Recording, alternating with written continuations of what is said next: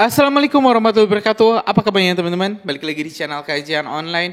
Isu terkait pemakzulan Wakil Presiden Gibran Rakeraka masih tetap saja diperbincangkan oleh banyak sekali kalangan. Bukan saja akar rumput netizen Indonesia, tapi hingga para elit politik terbelah, teman-teman, terkait ini teka-teki apakah Wakil Presiden kita akan dicopot atau tidak. Di DPR juga teman-teman, ternyata fraksi-fraksi sudah berkelompok-kelompok.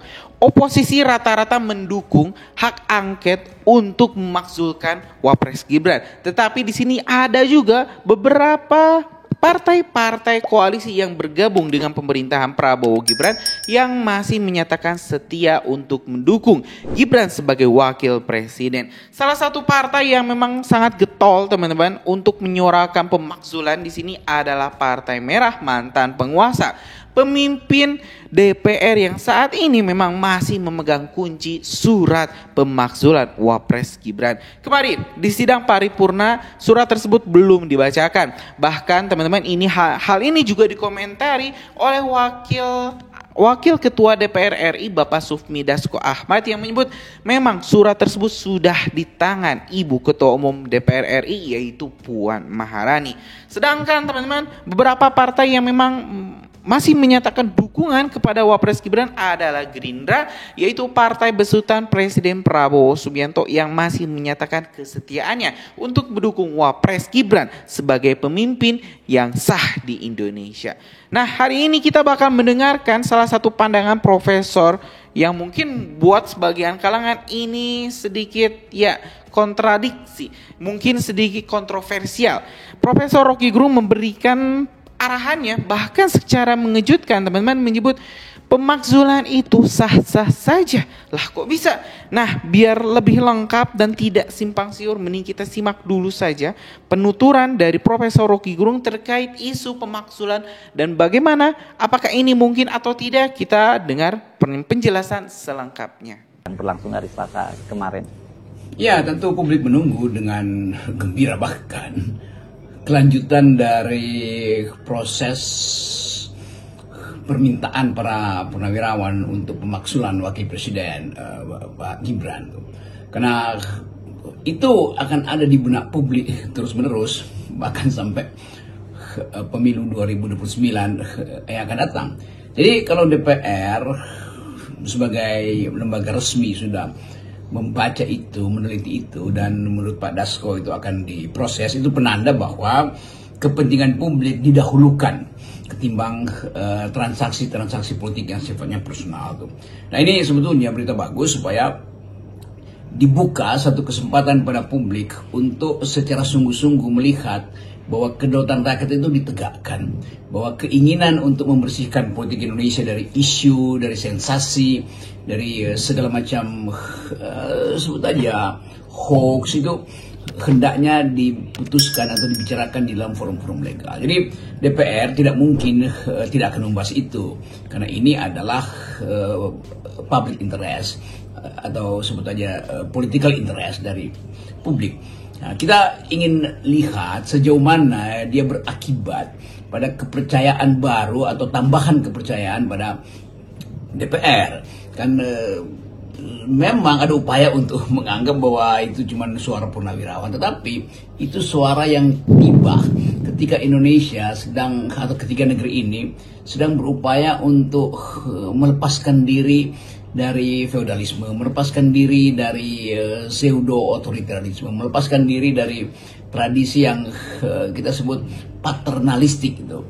Karena hubungan ayah dan anak itu kemudian menjadi problematis dan membuka kembali, bukan membuka luka lama, tapi membuka cacat-cacat hukum, cacat-cacat ketatanegaraan yang dimulai oleh ambisi Presiden Jokowi pada waktu itu. Jadi sebetulnya yang sedang kita persoalkan adalah ambisi seorang presiden yang menyebabkan Indonesia tidak mampu untuk menghasilkan kader politik yang bermutu. Gibran dianggap tidak bermutu. Oleh siapa? Ya oleh seluruh rakyat Indonesia. Kok seluruh rakyat? Ya dengan sendirinya.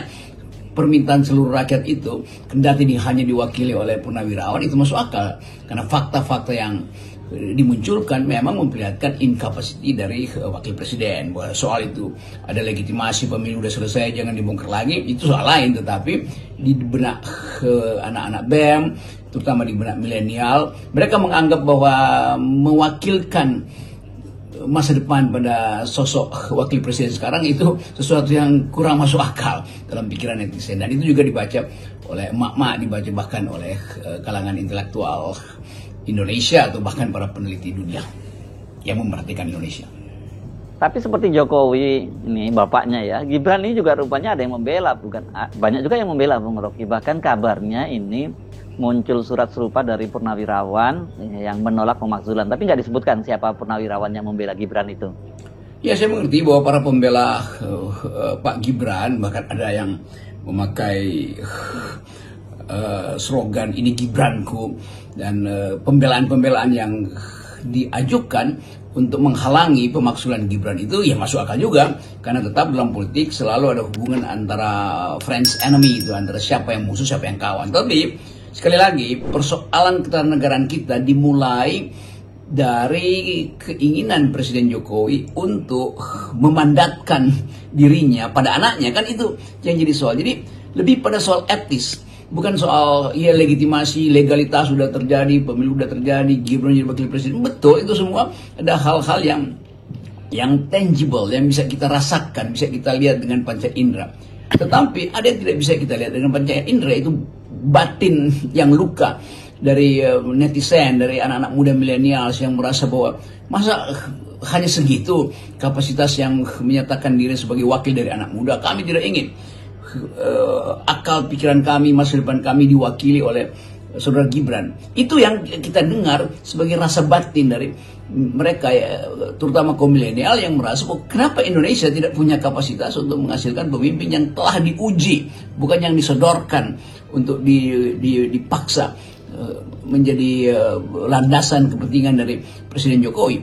Jadi sekali lagi, sesuatu yang legal itu belum tentu legitim, dan legitimasi itu yang merosot terus menerus. Jadi sekali lagi pembicaraan publik di media, sosial media itu, bahkan saya dengar anak SD itu bisa mengolok-olok Gibran dan mengolok-olok mantan Presiden Jokowi. Lalu kita mau menganggap apakah mereka dimanfaatkan oleh orang dewasa? Kelihatannya tidak, sebab bagi anak SD itu dia udah mampu untuk membaca, walaupun dengan kemampuan abstraksi yang belum maksimal, menganggap bahwa kenapa ya ada yang tidak beres di dalam pemerintahan ini.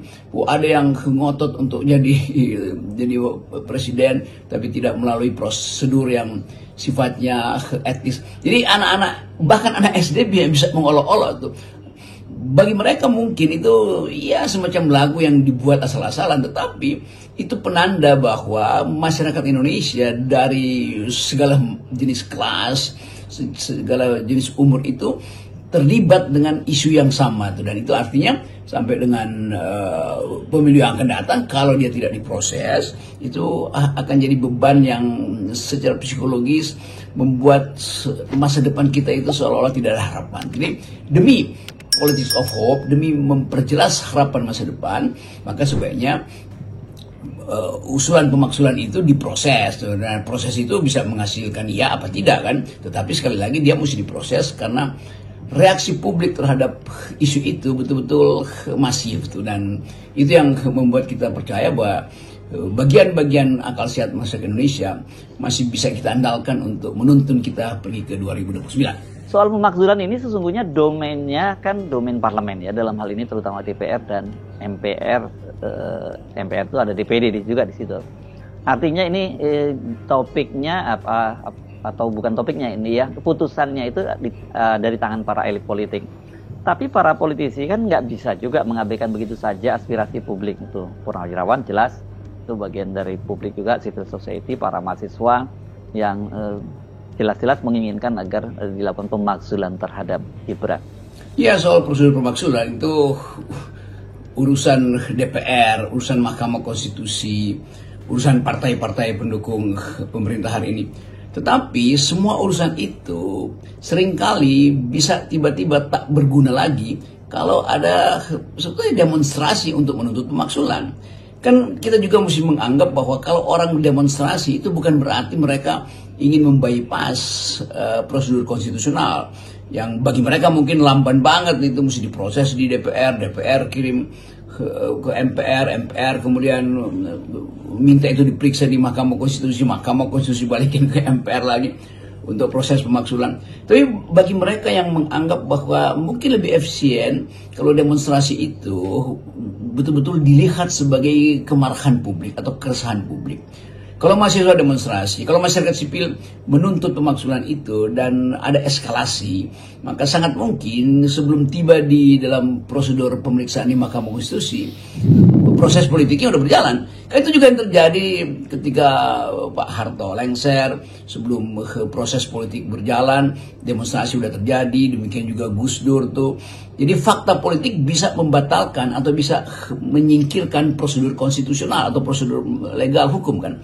Itu yang mesti juga dihitung tuh. Seandainya bulan depan mahasiswa mulai masuk kuliah, lalu isu tentang pemaksulan Gibran ini mulai dibahas oleh seniornya, dijadikan semacam tugas pembekalan pada mahasiswa baru, lalu terjadi masifikasi demonstrasi untuk isu pemaksulan, dan semua mungkin Jawa Barat masuk ke Jakarta sebagai latihan demonstrasi. Kan mahasiswa doyan tuh buat semester pertama itu latihan demonstrasi lah, supaya ada pewarisan tentang apa yang disebut sebagai moral force dari kalangan mahasiswa. Nah, isu itu akan bertemu di kira-kira bulan Juli Agustus. Nah, kalau itu terjadi maka demonstrasi akan berlangsung, dan tentu kita ingin supaya kalau ada demonstrasi jangan dihalangi itu. Nah, kalau tekanan publik melalui demonstrasi itu mulai menghasilkan semacam kesadaran baru bahwa mesti ada yang dilengsarkan, ya sangat mungkin juga Mas Gibran dengan kesadaran menganggap ya saya tidak diperlukan lagi atau tidak diinginkan oleh mayoritas masyarakat Indonesia atau bahkan tidak diinginkan oleh kalangan milenial, lalu Pak Gibran bilang ya udah tidak perlu sampai ke MPR atau ke Mahkamah Konstitusi, saya memundurkan diri. Karena itu juga menyelesaikan problem supaya ada kesempatan untuk regenerasi itu. Ini adalah hipotesis aja, tapi seringkali apa yang kita sebut hypothetical itu betul-betul bisa terwujud karena soal-soal politik Indonesia seringkali diselesaikan hanya karena akibat tekanan politik tanpa melalui prosedur konstitusional. Nah, apa yang sudah diputuskan sebagai tekanan politik tentu juga pada akhirnya akan menjadi keputusan hukum. Selain aspirasi dari civil society di DPR, bahkan dari kalangan DPR agar menginginkan agar evaluasi pemerintahan itu juga nggak solid ini, Bung Rocky, karena bahkan PDIP gitu yang tadinya kita harapkan jadi motornya itu mereka juga nggak menginginkan itu dilakukan evaluasi. Tentu tidak semua politisi PDIP ya, karena misalnya Arya Bima itu yang dia mengaku bahwa dulu waktu Gibran itu diloloskan di MK dia melakukan kritik keras, bahkan dia juga yang menginisiasi angket. Tapi kata dia kalau untuk sekarang dipemakzukan di tengah jalan dia nggak sepakat. Dia lebih sepakat kalau evaluasi pemerintahan itu dilakukan setiap 5 tahun sekali. Iya benar, Saudara Hersu, bahwa publik kadangkala, pasif publik yang pro atau anti pemaksulan ini menganggap ya ngapain sih ini sesuatu yang udah selesai, kenapa masih dibongkar lagi? Padahal Pak Prabowo punya berbagai macam program yang mesti didukung. Ini dua hal yang berbeda. Mendukung Pak Prabowo itu karena Prabowo menginginkan satu percepatan pemulihan harga diri bangsa di mata internasional, terutama yang gagal dipamerkan oleh Presiden Jokowi. Presiden Prabowo menginginkan ada satu sistem ekonomi yang basisnya adalah keadilan, bukan akumulasi kapital. Nah, semua itu tentu masuk akal karena memang Indonesia didesain untuk menghasilkan masyarakat yang sosialistis. Mungkin bukan sosialisme tapi sosialistis. Masyarakat yang tidak tergantung pada sistem-sistem akumulasi itu. Masyarakat yang memungkinkan ada kesetaraan, ada keadilan pendapatan. Itu semua yang kita sebut sebagai sifat kerakyatan atau populistik atau sosialistik dari kebijakan ekonomi Prabowo. Lepas dari soal efisiensi yang memungkinkan orang bertengkar, yang mana yang harus didahulukan, makan siang atau 3 juta rumah atau food estate, itu soal lain tuh. Tetapi proyek-proyek sosialistik dari Presiden Prabowo tidak boleh dijadikan sandera untuk tidak mempersoalkan masalah-masalah moral, yaitu soal penyeludupan hukum, manipulasi konstitusi yang dipaksakan oleh Presiden Jokowi ketika berkuasa melalui pamannya Gibran. Kan semua itu ada di dalam memori kita, dan memori kolektif kita itu yang menuntut terus-menerus penyelesaian soal-soal yang bersifat moral. Demikian juga soal pelanggaran hak asasi di masa lalu tetap ada di dalam memori kita, karena itu tetap dituntut. Jadi para pendukung Jokowi, mantan presiden atau pendukung Gibran harus paham bahwa dua hal harus dibedakan antara tuntutan moral, tuntutan etis yang tidak mungkin kadaluarsa, dan proyek-proyek kesejahteraan rakyat yang memang harus didukung di era Presiden Prabowo. Ya, saya kira itu. Ya teman-teman, barusan kita telah mendengarkan pernyataan lengkap dari Profesor Rocky Gerung yang memberikan pandangannya terkait isu pemakzulan Wakil Presiden Gibran Rakeraka. Sekali lagi, bagi sejumlah pihak pernyataan ini mungkin bisa terdengar sangat kontroversial. Jadi balik lagi ke teman-teman, apakah teman-teman mendukung atau tidak isu pemakzulan Wakil Presiden Gibran Rakeraka? Karena di DPR juga memang saat ini terbelah. Oposisi ingin diam-diam ingin menggulingkan Wakil Presiden Gibran Rakeraka, sedangkan koalisi di sini juga disebut masuk angin. Ada yang setia, ada yang sedang berpikir-pikir. Jadi kita tentu perlu waktu. Kita tunggu teman-teman, ini langkah selanjutnya dari Ibu Ketua DPR RI, Ibu Puan Maharani yang memang punya kunci untuk membacakan surat pemakzulan Wakil Presiden kita. Untuk itu teman-teman, jangan lewatkan subscribe. Untuk itu teman-teman, subscribe dan nyalakan lonceng notifikasinya biar teman-teman dapat terus update berita-berita dari Kajian Online. Terima kasih. Assalamualaikum warahmatullahi wabarakatuh.